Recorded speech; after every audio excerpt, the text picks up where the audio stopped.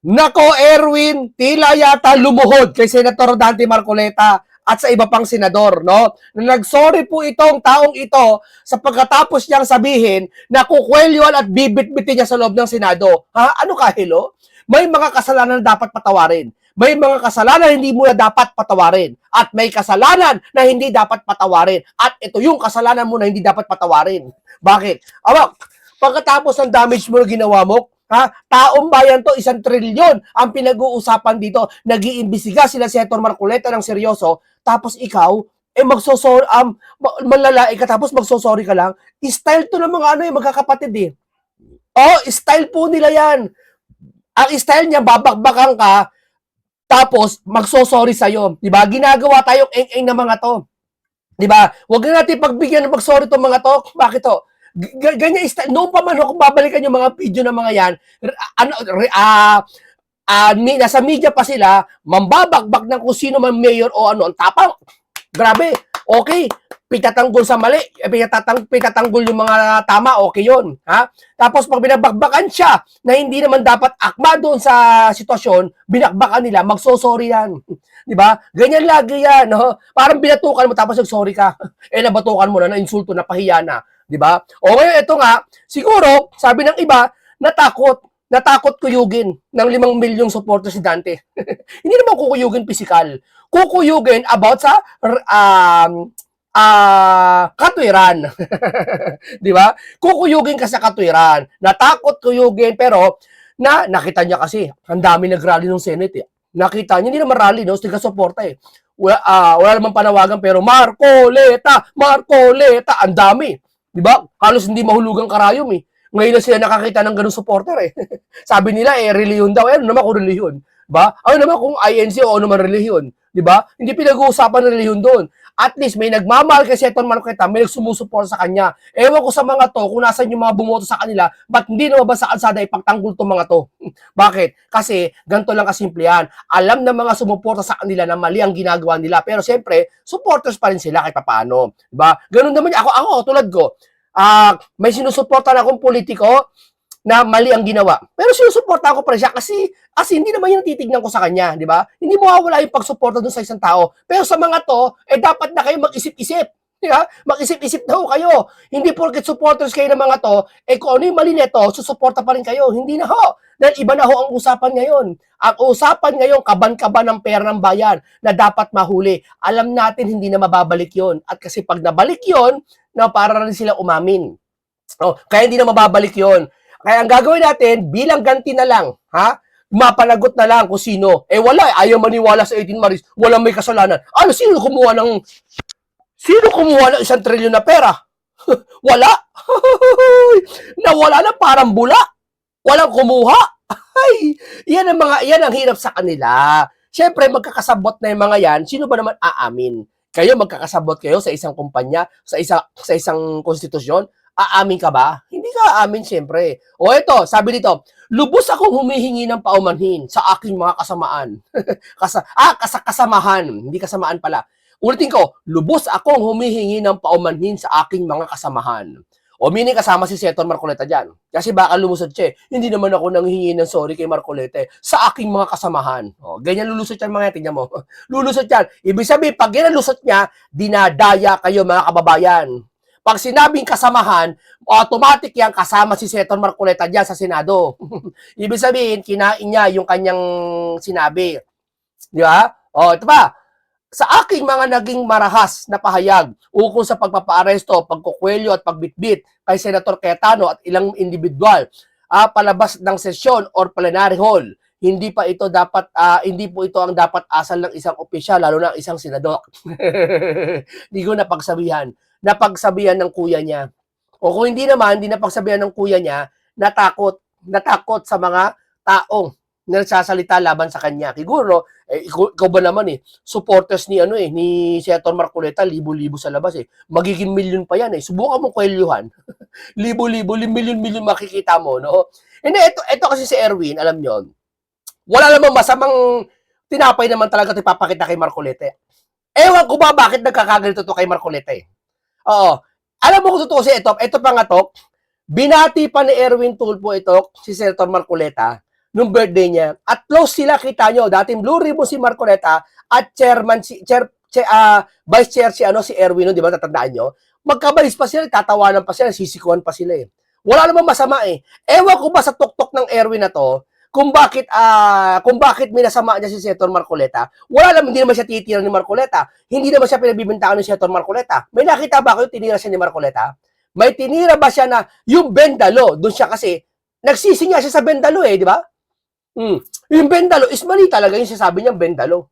Di ba? Ngayon, walang personal lang kasi nasa loob kayo ng Senado. Pero personal ng atake sa kanya ni Senator Marcoleta, wala eh. Magka-vibe sila eh. Ewan ko sa mga to, bakit kay Erwin, bakit niya kinalaban si Marcoleta? Bakit? Ayaw mo may matuklasan ba si Senator Marcoleta? Tanong ko lang. Di ba? Di ba obvious naman eh. Di ba? Ikaw, walang ginagawa sa yung tao. Kung meron man nagawa na debate, dun yun sa loob ng Senado at tungkulin nyo talaga magkaroon kayo ng diskusyon at debate. Walang samaan loob, sabi niya, trabaho lang. Hindi. Pinipersonal niya si Marcoleta, bibit-bitin ko. Ang tawag niya, matanda. Anong ginawa sa inyo si Senator Marcoleta? Nag-iimbestiga lang siya. Gusto niya imbestigahan yung hindi na imbestigahan at hindi na patawag ni Pinky. Tapos ikaw, dapat na sumuporta kay Senator Marcoleta noon, wala ka. Di ba? Tapos babalata mo si Senator Marcoleta, kukwelo yan. Sa tingin mo, sorry ka ngayon? Hindi ganun kadali yun. Madali magpatawad si Senator Marcoleta, pero yung taong bayan, ginalit mo. 'Di ba? Sa taong bayan ka mag-sorry, wag kay Senator Marcoleta. Kasi kay Marcoleta, ginagawa niya lang yung tungkulin niya bilang isang senador at bilang legit na Blue Ribbon chairman. Hindi kayo. Wala kayo sa quorum. Hindi pwede bumuo ng 12 na quorum. Kailangan 13. Nagpapaniwala kayo diyan kay Pinky. Na, keso kinampihan kami.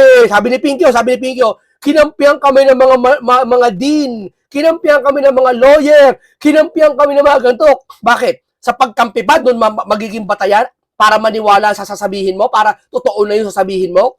Hindi paramihan na maniniwala sa'yo. At dito paramihan na mamatalinong tao na magsasabi, tama yung ginagawa niyo, Pinky. Ito, inababasa sa konstitusyon at sa Senate, doon sa libro ng hawak lagi ni Peter Cayetano. Di ba? Hindi yan ang batayan nilang, sabi ko sa'yo, palapalagay ang damdamin nila. Ito na tayo, dito na tayo. Pumunta tayo dito kay Alan Peter Cayetano sa kanyang maanghang na banat dito kay Pinky at sa mga 12 senador. Lalo doon sa, ito. Pera muna nung laban. Kasi paano pag wala nang lumaban para sa Pilipinas? Paano kung Marcos na rin? Wala namang problema, filean ako ng kaso. But for example, yung Tindig Pilipinas TICOD, legacy ni President Cory Aquino is democracy.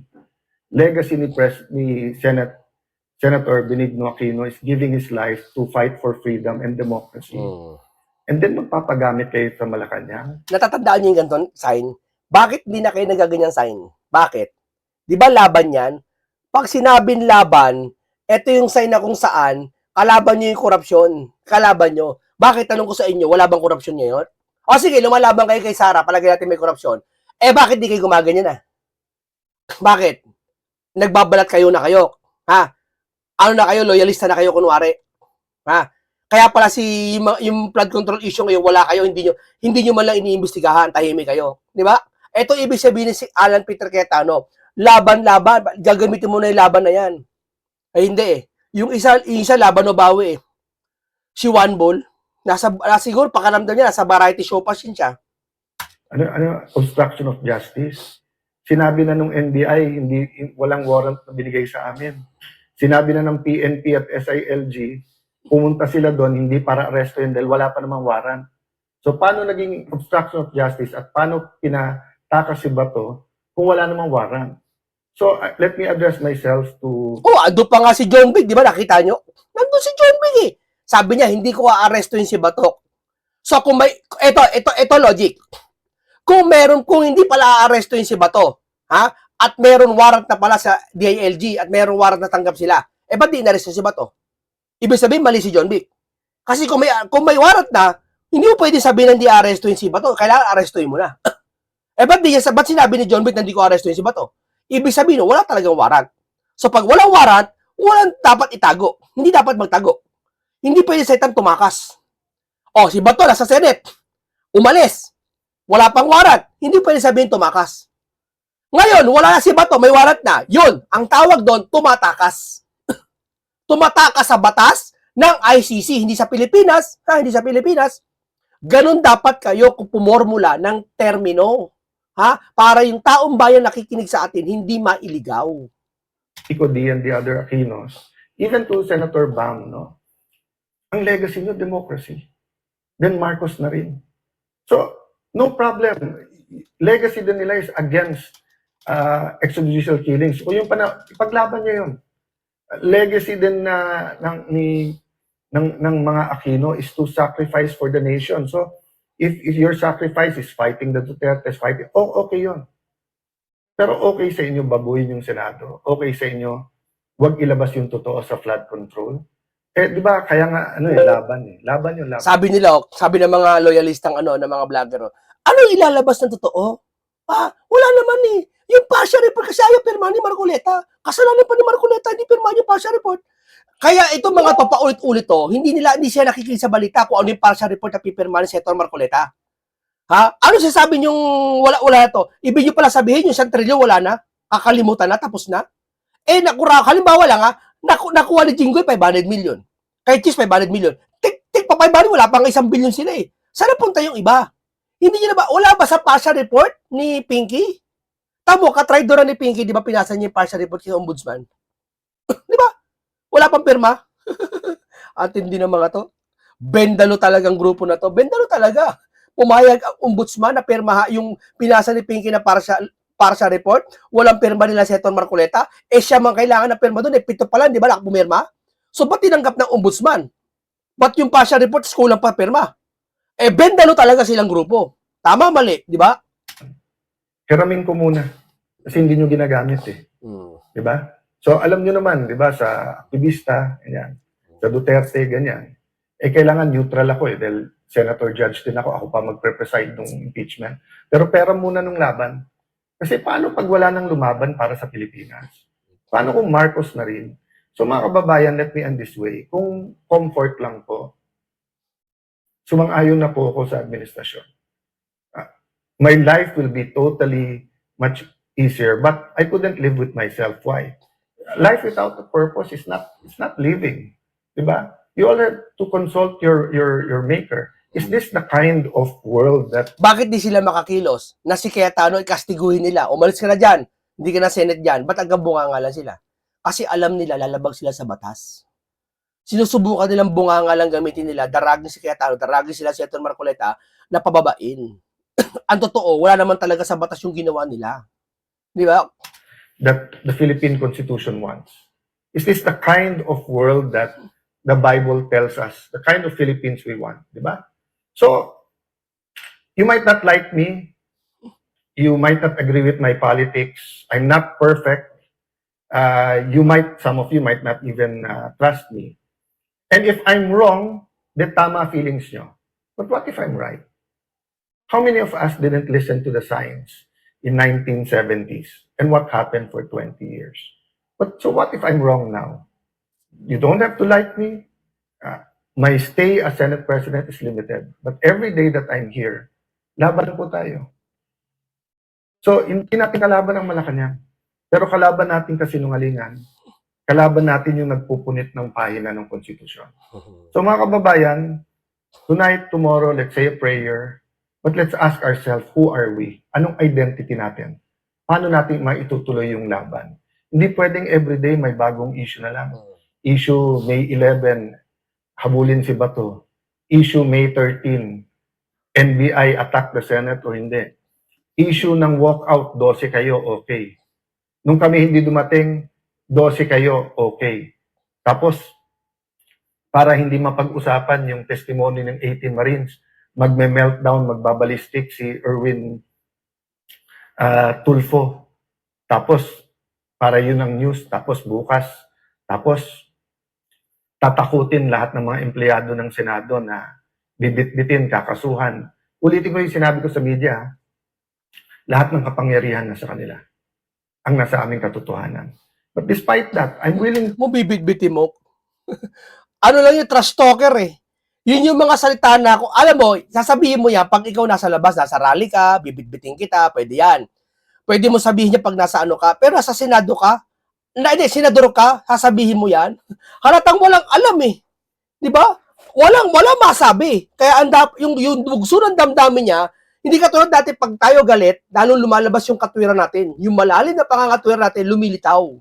Eto mga to, pag galit, lumilitaw yung bunganga nila na madumi. Yung salita nila na nakakasakit. Yun sila. Tonight and tomorrow, we'll be thinking of a way. Paano po hindi maipit ang mga empleyado? Paano po na yung mga bangko masunod ng tama? Anong tamang legal remedies natin? On that aspect, we can talk and find a way. Pero when it comes to truth, ibabalik ko ngayon sa majority yun. You really believe what you're preaching about the flood control? You really believe na after putting to jail some to get the quorum, they won't put more in jail? Tignan mo lahat tama si Senator Cayetano eh. Sa lahat ba nagsasalita? Ha? Sa lahat nagsasalita? Sa lahat ng ngayon, may kaso ba yung mga tumanggap ng maleta? Ibig nyo palang sabihin, di totoo lahat ng maleta. Ang kinakasuhan, yung mga hindi tumanggap ng maleta. Si Joel, si Villar, si Marcoleta, si Jinggoy, i-justify natin si Jinggoy saka si Cheese. Sige, palagi natin tumanggap sila maleta. Pero ni isa sa congressman, wala nakulong, walang may kaso. Tapos kay Romualdez, pinlander kuno. Hanggang ngayon, di pa naman kinakasuhan, mas nauna pa si Jinggoy. Bakit ganun? Bakit ganun? Si Jinggoy, hindi matibay ebidensya eh. Kay Tambay, ang tibay ng ebidensya eh. May mga testigo pa eh. Di ba? May narinig ako isang ewan ko abogado yung vlogger daw. Babaeng vlogger, alam nyo na kung sino yun. Sabi ba naman niya, kailangan daw, bago iharap yung 18 Marines, kailangan may ebidensya. Ano? Bakit? Hindi ba pwedeng harapin yung 18 Marines, itatanungin? Wag na natin yung 18 Marines, paharapin dyan bilang isang magtuturo. Magtatanong na lang kami. Gusto nila ebidensya daw muna? Si Marcoleta daw, mahina daw ang ukukote. Kasi daw, tinatawag yung mga tao na walang ebidensya. Ganun na pala ngayon. Bago ka ipatawag, kailangan may ebidensya ka. Ha? Pinatawag sila para may malaman, may makapag-ambag ng investigasyon, makapag-ambag doon sa nangyari. Kasi nasasangkot sila. Pati pangalan ni Martin nasasangkot, kailangan ipatawag. Hindi hahanapan mo na ebidensya. Halimbawa, ikaw ang saksi. Ha? Ikaw ang saksi. Doon sa magnanakaw doon sa kapitbahay mo. Ha? Ikaw nakasaksi. Pag sasalitain ka, papatawag kita. Stoy, halika Juan, tawagin kita. Hindi mo pwedeng tawagin si Juan, kailangan ebidensya. Kailangan ba ng ebidensya para tanungin lang si Juan? Halika, patawag kita. May nakita ka ba magnanakaw? Sino? Anong oras? Anong kulay ng damit? Ganun. Hindi. Kailangan doon ng ebidensya muna. Tingnan mo paano nila balututin? Sila kasi ang Bendalo Group. Gagawin kasi 18 na lang ang senador para 12 convicted na. At pagkatapos nun, manipulate na naman yung numero at saka yung konstitusyon para palitan yung konstitusyon. Again, if I'm wrong, then baliwalain nyo lahat ng sinabi ko. I'm just one other politician telling you garbage. But if I'm correct, and I hope that I am not correct, then we have to put faith into our actions. Kailangan natin lumaban at kailangan natin humanap ng paraan para ipakita na hindi tayo... Nakakaya kayong mga pinklawang kayo. Laban, di ba? Nakita niyo yung sign na laban? Laban. Nasa na ngayon yun? O asa na yung pinagmamalaki ni Junel na ganun? Ganun siya sign. Nasa na? Ba't wala na kayo? Bakit nag-iba na anyo nyo? Nag-iba na yung anyo nyo. Di ba? Dati labang kayo. Laban lang kayo. Ngayon hindi na. Kapit na kayo. Sa mga loyalista, kapit na kayo kay Junior. Papayag na muli pong ikulong ang ating demokrasya. Na muling nakawin ang freedom ng bawat Pilipino. Sabi ni Senator Lacson, sirang-sira ng Senado. Ikaw naman sumira sa Senado eh. Pahiya ka dito. Pahiya ka dito talaga totally ang Lacson. Ang tindi ng kakahihiyan mo dito kay Cayetano. Totoo lang. Akala mo hindi ka papalagan ni Cayetano? Akala niya ganun siya. Yung mga kakampi ni Lacson ngayon, mga minority, nagkakaisa sila ngayon kasi Kanya-kanya silang layunin. Kanya-kanya silang agenda ngayon kasi nagkakaisa sila. Pero, pag kayo, si Sara o maupo man ang bagong presidente, pustahan tayo, sila-sila magkakangulo sa isa't isa. Sila-sila mag-aaway. Ngayon lang nangyayari yan, magkakabaayos sila, magkaka-split sila ng mga pinklawan. Pero pag nanalo isang presidente ulit, magkakaaway na yung mga yan, maniwala ka sa akin, magkakangulo sa isa't isa yan. Time that the truth is about to come out, wini-weaken yung institutions. Winiken po ang House of Representatives, winiken po ang Senate. Sabi ni Senator Lacson, sirang-sira ng Senado. Ikaw naman sumira sa Senado through false testimony witness using the blue ribbon laban sa ating mga kasama.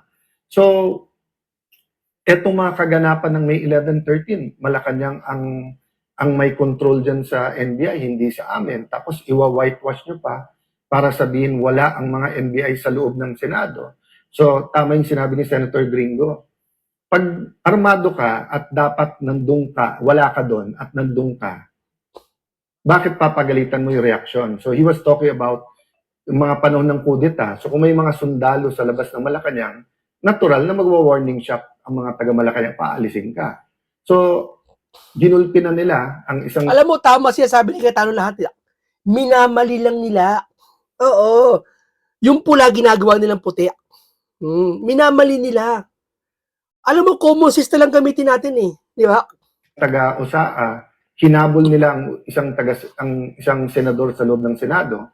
So natural, nung pinaligiran nila ang Senado at they crossed over from GSIS into the Senate na naka-full battle gear, natural na magkakaroon ng warning shot. And then ang sisisihin kami, hindi yung nanggugulo.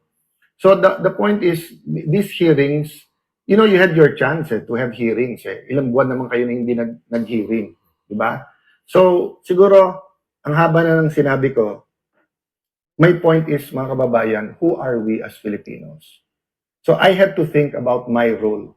Komportable ako sa pagso-soul search ko, sa role ko po in transforming the nation, sa role ko po bilang isang Kristiyanong may pinaglalaban. Komportable po ako, quiet life with family, building our city. Pero nung tinawag ako, step up, be with the senators, be our leader, I had to say yes. Kasi yun yung role na binibigay sa akin. I knew I wouldn't enjoy the perks. I knew na baka kasuhan muna, kulong, intimidate, offer. But kailangan ko lakasan loob ko I have to put my whole faith in God. Today, day by day lang ako nabubuhay. Day by day, Lord, Ayan nagpapakatotoo yung tao. Sila ba, makikita mo, yun ay susulong na risa na. Nagpapakatotoo ba yun? Makikita mo talaga sa pananalita kung nagpapakatotoo yung tao Makikita mo kung nagpa-plastic lang, pinaplastic na sambayan ng Pilipino Hindi lang basta maramdaman mo. Makikita mo sa kanilang galaw, sa pananalita, sa tono ng kanyang mga hugis na paragraph na binibitawan.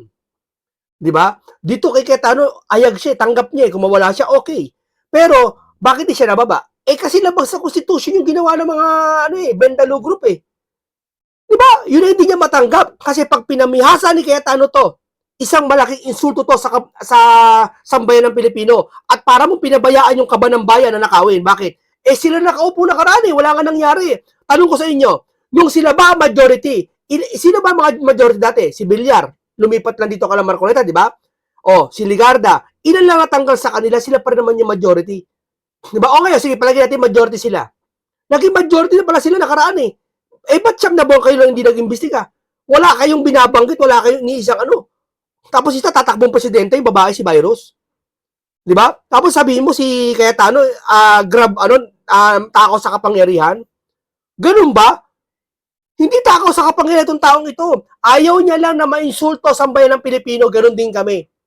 Na kukunin nyo yung kapangyarihan na wala naman sa konstitusyon. Sabi niya ni Cayetano gawin yung 13 kayo. Umagaw kayo isa sa kanila. Papayag si Cayetano bumaba bilang Senate President. Di ba? Pinagawa mo sa akin. So, dun sa mga nagpe-pray for us, pati mga nag-open letter, I don't get offended. Tama yung sinabi nyo. Ang prayer ko should be, Lord, saan mo ako gusto at anong dapat kong gawin? So, I'll stop there, but you also have to ask yourself that question.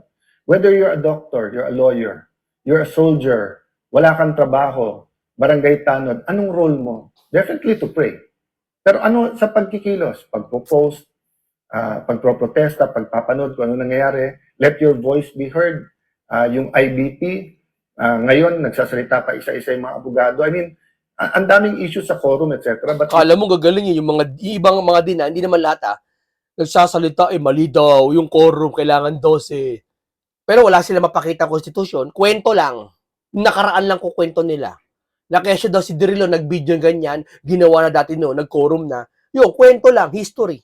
Pero pagpakita siya ng institusyon, sa yung batas, wala silang pinapakita.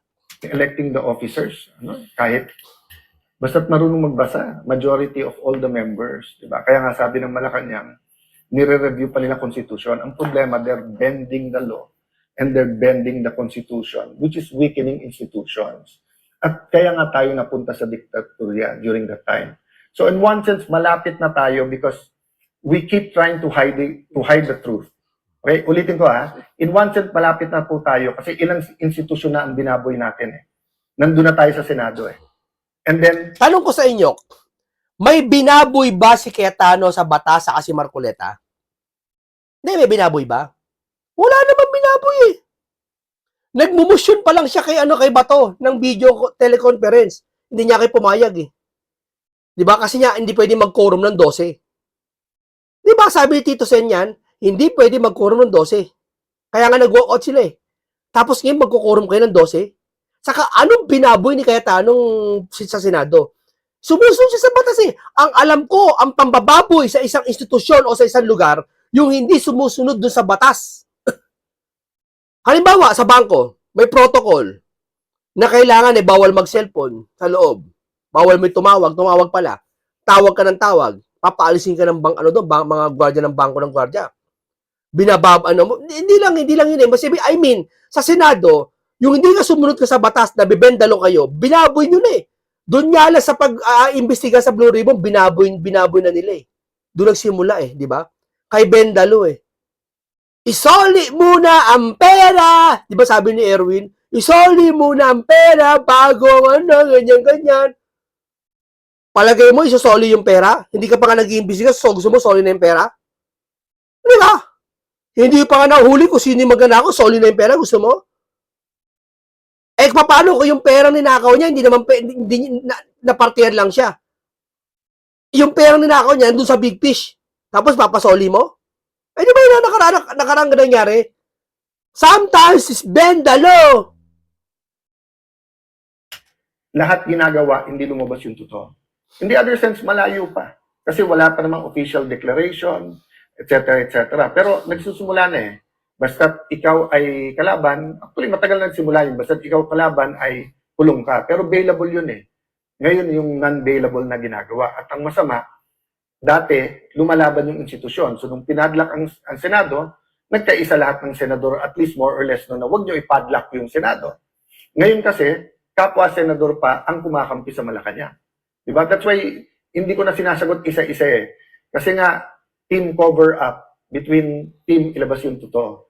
Team independent versus yung team na ang Senado dapat kontrolado ng Malacanang. O sasabihin na, di, kasi kay Tito Soto or kay Win Gatchalian, maayos yung Senate. Maayos nga yung Senate kasi hindi nyo nilalabas yung totoo. Oo, maayos yung Senate pero hindi kayo nag-iimbestiga. Ganoon lang yun May natandaan ba kayo na sila majority, sila one bull, nag-imbestiga sila? Hindi kayo sumagot, kayo mga pinklawan. May natandaan kayo? Hindi, sige kayo. May iksing panahon lang yun. Wala, di ba? Eto, kauupo lang nila si Heto Marcoleta, nag-imbestiga kagad. Tapos sinahadlangan, ayaw nila. Tapos nandun kayo sa ilalim ng Malacanang. So, I continue to offer Malacanang a partnership, but check and balances tayo. No? Pinipilit ni Senator Erwin Tulfo na mag-hearing sa Monday, even if we know that yung na bogus, peke, hindi totoo yung kanilang session, so hindi rin totoo na acting Senate President si Win Gatchalian. Hindi totoo yan. Natakot si Bendalo Natakot nag-sorry siya Bakit? Bukas kasi pupunta siya sa Senado Maghi-hearing ng peking hearing niya sa Blue Ribbon Maghi-hearing Takot siya makuyog ng taong bayan Hindi kuyugin physical. Alam nyo na, Kung ano yun. Di ba? Takot siya eh. Takot eh. Di ba? O ano ka ngayon? Di ba? Kuyog ka sa katwiran. Alam nyo na yon mga nakakarinig. At hindi rin siya totoong chairman ng Blue Ribbon Committee. The moment of truth is coming, and I use it literally, the moment of truth. Ang issue ngayon, katotohanan. Democracy is also an issue, but the issue is truth. Do you want a Senate that will cover up the truth? So, pinipilit ni Senator Erwin Tulfo na mag-hearing sa Monday, even if we know that yung na bogus, peke, hindi totoo yung kanilang session, so hindi rin totoo na acting Senate President si Win Gatchalian, at hindi rin siya totoong chairman ng Blue Ribbon Committee. Sabi sa akin ng media nung Thursday, Sir, anong ebidensya mo na ang Malacanang ay involved? Well, aside from sino pa ba pwede magpadala ng NBI ng 2 araw kung hindi Malacanang? Oh, sino? Sige niya. Tapos biglang si Bonget yan sabi, wala daw kinalaman yung gobyerno. Ang bilis eh, no? Ano yan? Alam nyo na yung mangyayari. Alam nyo pala yung nangyari. Yung saan ba nag-meeting yung 11, hindi ba? Sa Malacanang din. O, but pangatlo, anong sabi nilang ebidensya? Anong sabi ni, di ba ang isda, sa bibig talaga nahuhuli? Anong sabi ni former Senate President Tito Soto? Ang naniniwala na kami ang majority at si Senator Win ang acting Senate President ay Malacanang House of Representatives. Ikaw na nagsabi, Malacanang, kasama sa plano eh. O yun din ang sinabi ni Senator Win.